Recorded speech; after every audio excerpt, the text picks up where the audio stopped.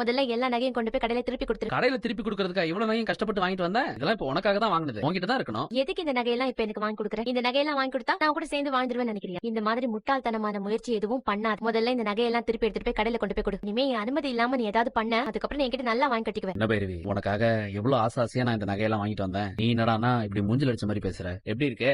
நகையெல்லாம் திருப்பி கொண்டு போய் கொடுக்க சொன்னா பொம்மைக்கு மாட்டி விட்டுருக்க. எது பொம்மையா? இது பொம்மை இல்ல, என் பைரவி, என் பொண்டாட்டி. உனக்கு பைத்தியம் தான் பிடிச்சிருச்சு. என் பொண்டாட்டி, ஐ லவ் யூ. அந்த பையன் யாருன்னு கேட்டாய் சார். அவன் என்னோட ஃப்ரெண்ட், என் கூட காலேஜ்ல படிக்கிறான். ஃப்ரெண்டா? அவனை பார்த்தா ஃப்ரெண்ட் மாதிரி தெரியலையே. அவன் அப்படி ஒண்ணும் நடந்துக்கலையே. என்ன யார்கிட்ட பேசினா உனக்கு என்ன? நீ செஞ்ச காரியத்தை உன் அண்ணன் டாக்டரோ, ஆறுமுக அத்தானோ, அன்னபூர்ணி அத்தையோ இல்ல மக அத்தையோ பாத்திருந்தா என்ன ஆயிருக்கும் தெரியுமா?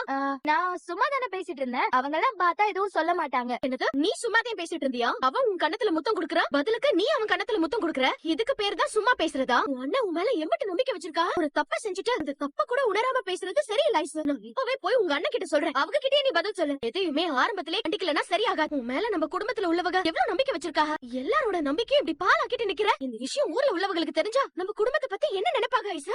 எதுக்குடி அவளை திட்டின?